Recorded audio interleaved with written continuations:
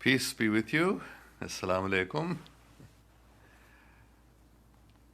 My name is Ali Muhammad Kartarpuri, or Allan Keislar, and I've decided just to tell a little story today because my sister Marilee and her husband David were brought here yesterday or day before yesterday by my brother Doug, and Marilee specifically asked me to show her the place where our grandfather, Mott Keislar, met his brother Al Keislar after they had been separated for about 50 years or maybe a little more.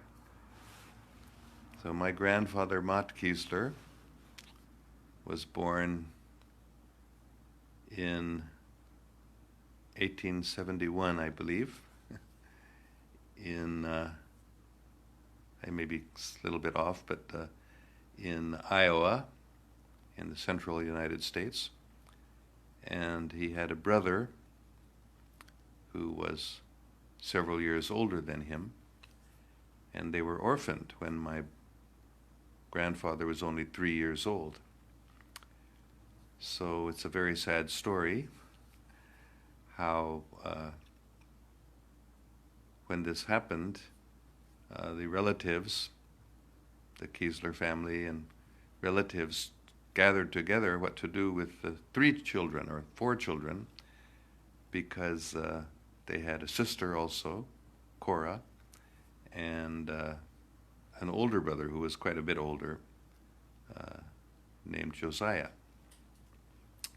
So I think Josiah was old enough to take care of himself, but the 3 younger children, who were all born in the Civil War, Josiah was born before the Civil War, and then after a gap of some years, when my great-grandfather, Thomas Keislar, fought in the Civil War, he was in the Army, the Union Army. So after he came back, he had 3 more children who were closer in age to each other. And when their mother died, the Mott and Al and Cora were all had to be taken care of by their relatives.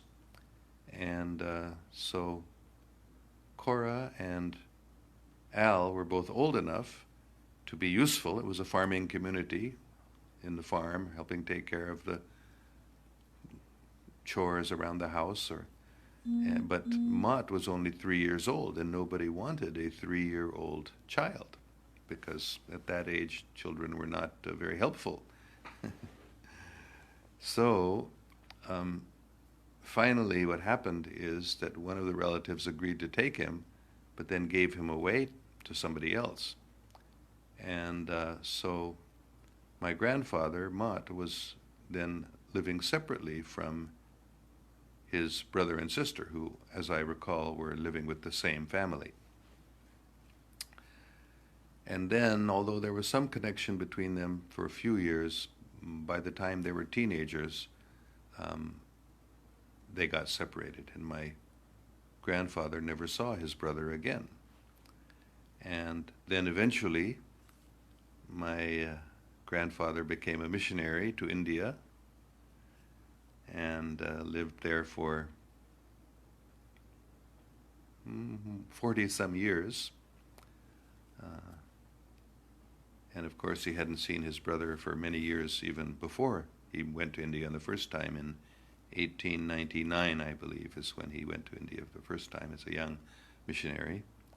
And then he retired finally after 40-some years as a missionary.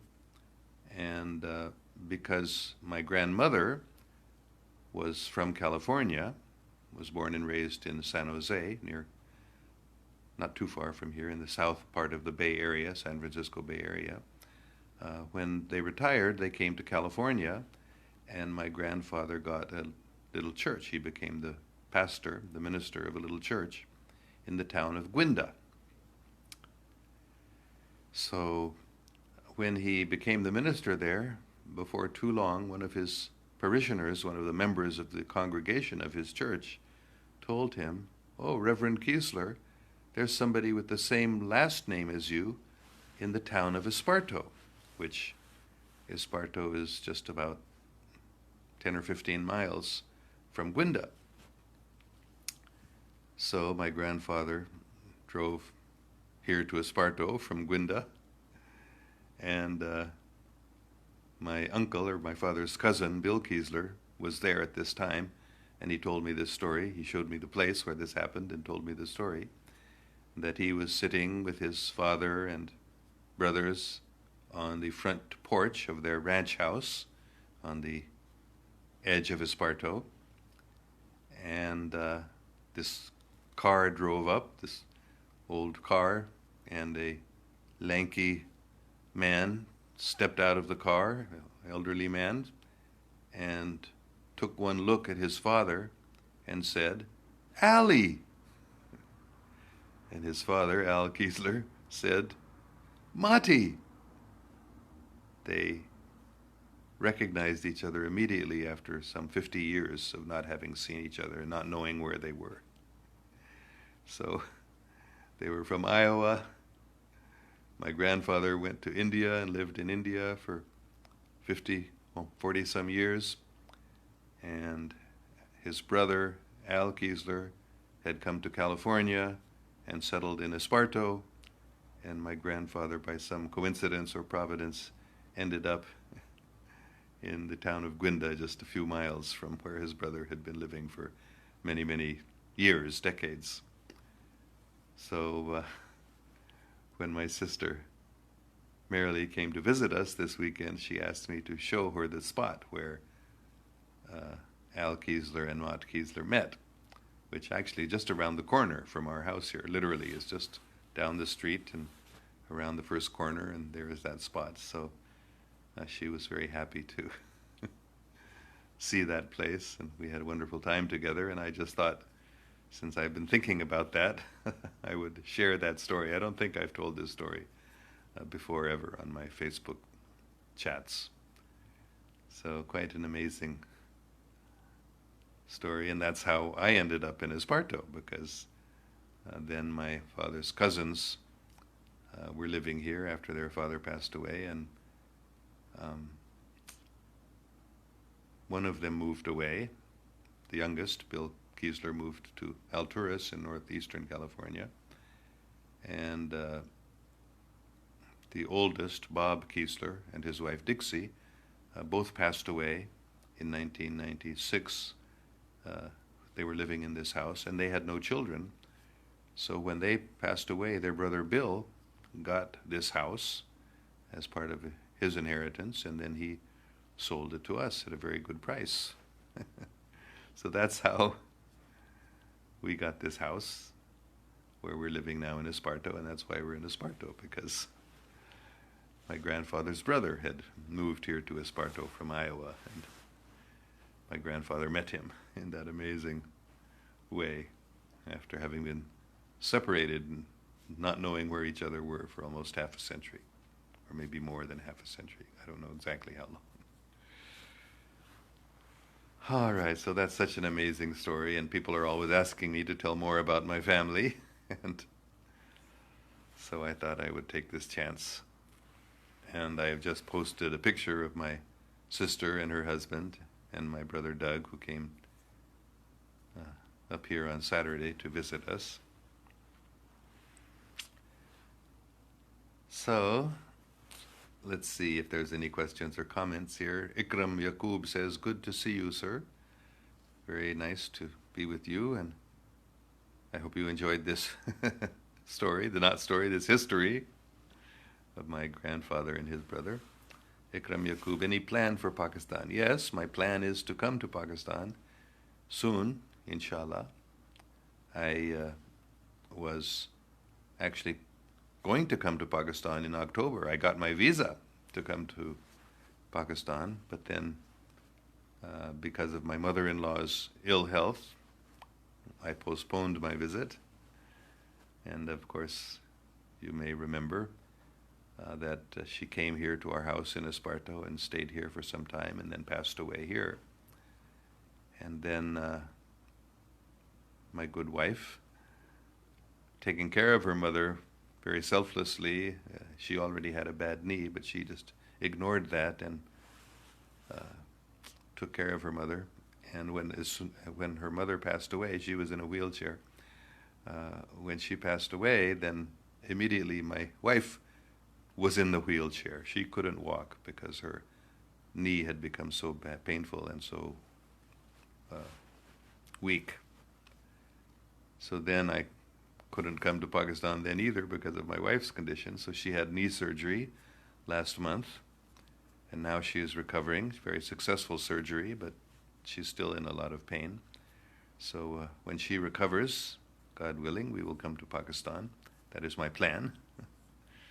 And especially I plan to visit Kartarpur, and I hope to settle in Kartarpur. That's my plan. Since I was given the name Ali Muhammad Kartarpuri, I understood that means I should live in Kartarpur. That is my desire, that is my plan, so we will see what is God's plan. So that is my plan for Pakistan. Ikram Yaqub Sahib, thank you for your question. And also asking how many kids you have. I have 3 kids.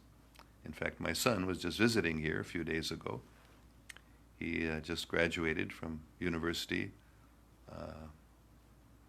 last year now, in 2019. And I have 2 daughters who are older than him. They're both living in Chicago, where they have good jobs.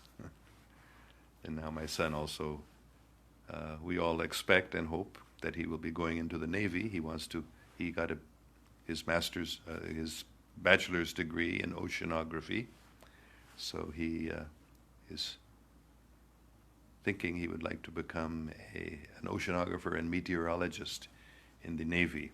So he's applying for that, and we hope this year he will get that job also, and then all 3 kids will be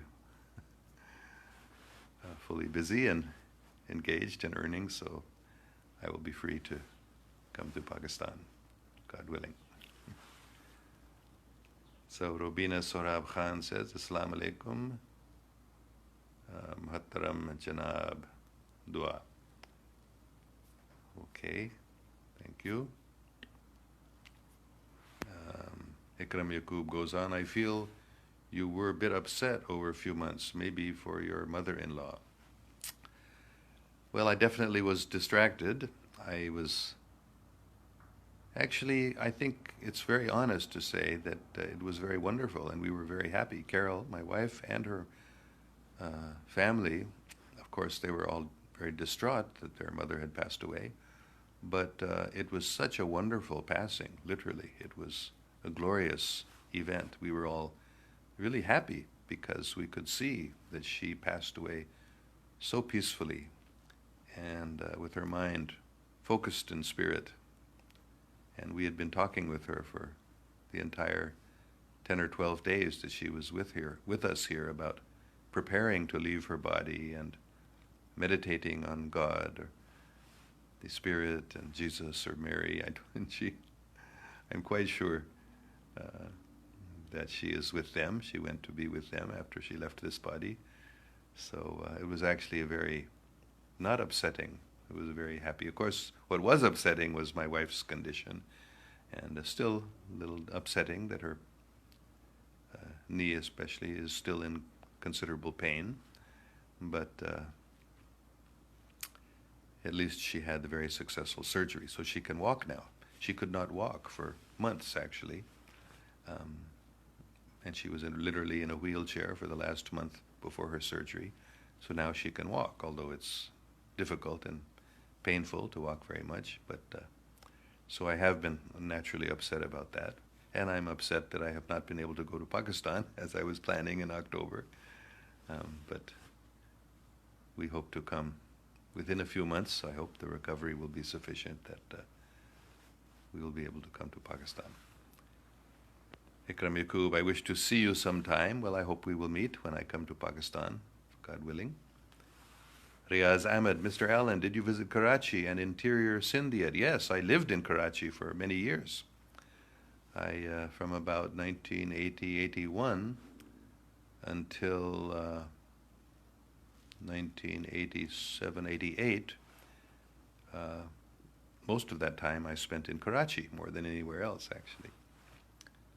And I visited a lot of places in interior Sindh, of course Hyderabad and Sakkar and many towns. Even in Tharparkar I visited places, Mithi, and in the northern Sindh I also visited Kashmir and Kandagod and Shikarpur, naturally the many cities, and of course I visited Mohenjo-daro and so yes, I visited Karachi and throughout the interior of Sindh. I'm sorry, I keep getting the signal cut off again, but Ikram Yaqub asks, any of your family member reverted, followed you? No. Not in the sense that you're thinking anyway. Ikram Yaqub, we would love to see you among peacocks in Pak again with a new energetic video. Yes, that's in Ikram Yaqub. That was an amazing video, really. Yes, I had a wonderful time in visiting Bahawalpur and to that nearby park where those peacocks are, and that wonderful video where I said Pakistan is the most beautiful country in the world, and all the peacocks started saying, "Wah, wah, wah, wah, yes, Pakistan is the most beautiful country in the If you haven't seen that, you should try to find that video. If you just do a search for Allama Iqbal Peacocks Pakistan, it'll probably come right up. Okay. Riaz, great. Yes, I visited throughout Sindh for many years. I was living mostly in Karachi, so I traveled throughout Sindh. Also, I visited Baluchistan. I visited, of course, throughout Punjab also, especially Lahore and Pindi, Islamabad. And I also went to Peshawar, visited KPK. It wasn't called KPK then, but Northwest Frontier Province. So I've traveled throughout Pakistan, but I've never been to Kartarpur, so that's the first place. I have been to Sialkot. I don't think I ever went to Narowal, but I will go to Narowal and Kartarpur also this time. Abdullah Saftar, why you love Pakistan so much, sir? That's very easy to answer. Not only did I live there as a child, which is a good reason that I love Pakistan, but the main reason I love Pakistan is because I was told, I've told this story many times, I was in the town of Ghotki in northern Sindh, north of Sakkar, and early one morning, very early, 3 or 3:30 in the morning as I recall, I woke up, and I usually get up early anyway, but I was doing zikr, and somebody came to me. I didn't know who it was, but I felt a presence. I couldn't see him, but I felt the presence of this personality who I could tell was a very great saint and Sufi. And he spoke with me, and he said, it was so impressive what he said that I could remember word for word what he said. He said in Punjabi, Pakistan da matlab hai, O Pakistan, jithe Hazuri Pak, ude Pak Musahib de naal, Islam Pak phir qaim kar denage. So at that time, I had no idea what this meant. I mean, I understood most of the meaning of it, and then I asked some Punjabi friends that I heard this, and what does, is it good? I wasn't even sure if it was all proper Punjabi, but they said yes. Oh, that's very beautiful Punjabi. So then I understood that Pakistan is a very special place, that pure land where the Holy Prophet, peace be upon him, and his holy companions will reestablish pure Islam. So that was about 1983, 82, 83, I can't remember the exact year. But ever since then, I've more and more gradually understood how Pakistan is a very, very special place. And then in 2015, I was in Lahore once, actually in a meeting with many of the leading ulama of Lahore. And I heard that same voice say, Islami Pak da matlab ki, Shariat ya muhabbat. Insani Pak da matlab ki, Jism khak ya ruhi pak. So what is this pure Islam? Because I didn't know what pure Islam meant, which I had been told so many decades earlier is what Pakistan means, where pure Islam would be reestablished, Pak Islam. So now I learned that Pak Islam means love. Pure Islam really means love. So naturally I came to love Pakistan all the more when I understood that, because since my childhood, my parents taught me, well, it's Jesus Christ's teaching. Hazrat Isa alayhi Islam also taught the most important thing is love, to love God and to love each other. And and then I learned also from Maulana Tariq Jamil that love is the most important thing in Islam. Islam ka sabse mazboot amal hai muhabbat. And Maulana Tariq Jamil Sahib told that hadith in which the Holy Prophet, peace be upon him, said this. So because Pakistan is the place where pure Islam will be reestablished, inshallah, and pure Islam means love, so I came to love Pakistan more and more. And especially, the last thing I will say, the next year, right after that, 2016, because I still didn't know who is this, who is telling me these things, who's speaking in Punjabi. The very next year, I visited Sialkot and the house of Allama Iqbal for the first time. And when I was there, Allama Iqbal spoke to me, and then I realized this is the person.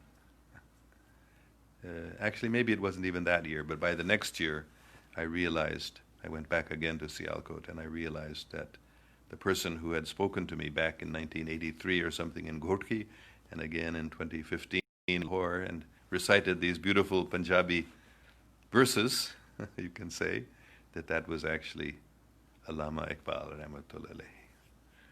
So of course he is the founder of Pakistan, along with the spiritual founder, you can say, along with Qaid-e-Azam Muhammad Ali Jinnah rahmatullah alayhi.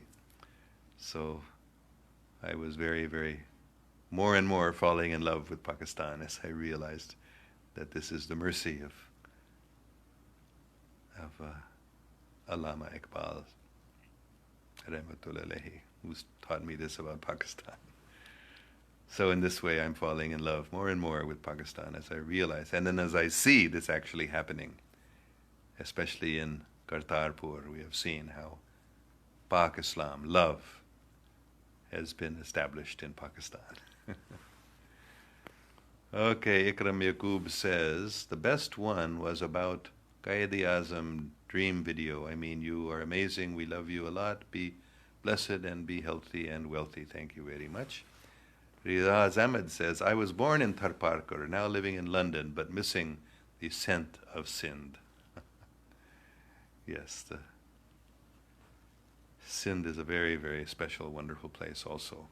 Every part of Pakistan is, but especially the great saints of Sindh were the most broad-minded.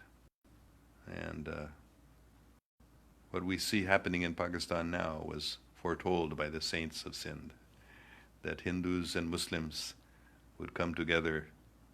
And then Baba Nanak in Punjab also taught Hindus and Muslims are one. So now we see that actually happening from centuries ago. The Hindus and Muslims in Sindh, many parts of Sindh, were even living together as brothers and sisters, one family really. And there are shrines in Sindh also where both Hindus have a portion of the shrine and Muslims have a portion of the shrine, and they go together. Uderolal is one place like that. And Yes, so Sindh is a very, very special place also. Okay, let's see. Imran Yusuf says, wow, really? Isn't it all metaphysical? Yes. Isn't it all metaphysics? Yes. And it's all amazing how it's very metaphysical, very spiritual, how Pakistan really is a very, very special place where pure Islam will be reestablished, or is being reestablished, or we can say, even I say, in Kartarpur has been reestablished. What we see happening in the holy place of Kartarpur right now is pure Islam, love, harmony, friendship, service. The mood of service is wonderful in Kartarpur. And now, of course, people from India, citizens of India, can visit Kartarpur freely, without a visa even, without a passport even, just with their ID card, identity card. Indians can now go on the Kartarpur corridor and visit the shrine of Baba Nanak where he passed away.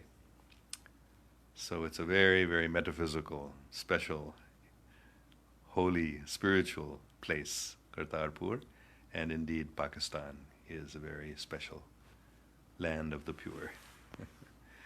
Okay, I think that's enough. Thank you all very, very much. And I'm so happy to share with you and to hear from you. And I look forward to, again tomorrow, inshallah, we will go back to reading from the 5 holy scriptures, the Sri Guru Granth Sahib, the Quran Sharif, the Holy Bible, the Dhammapada, and the Bhagavad Gita, and seeking God's guidance from these books. Okay, Allah Hafiz. May God protect us all.